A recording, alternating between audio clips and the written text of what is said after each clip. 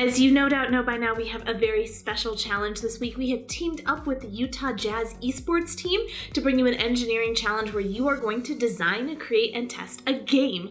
So if you want to go back and watch that video, you can go ahead and do that now. And if you would like some examples, I am going to walk you through in this video what I would do for this challenge. So we're going to talk about the engineering design process, what the submission could look like. So hold tight and I will walk you through that right now.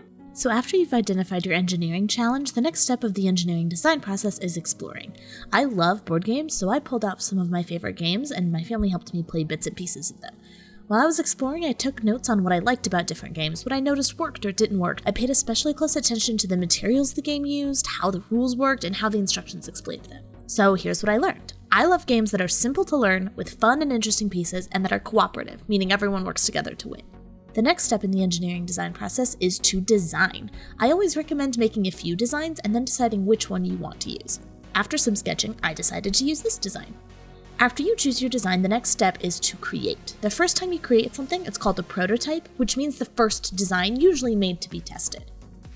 I decided to make my prototype digitally since that was easiest for me, but you can use any tools at your disposal, even if it's just a pen and paper. Here's the prototype for my game.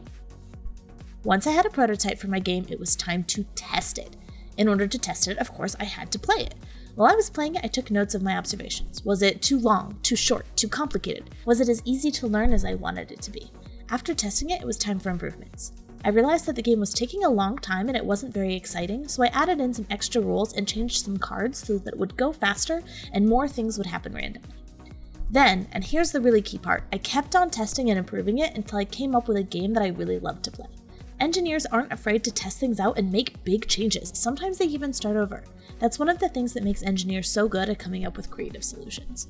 So remember, these games can be anything that you would like, a video game, a board game, a card game, a new sport, anything at all. You can submit them in any format that you like. Just make sure that you include some video or some pictures so that we kind of know what the game is like and at least a description of the rules. If you would like a template, I've included both a blank one and an example of the game that I made in this video in the link below. So you can take a look at those and use those however you would like to. Make sure that you email those to steminmotion@utah.gov. Be sure to include your name and address if you'd like to be considered for a prize. Remember, have fun, stay curious, and we will see you next week.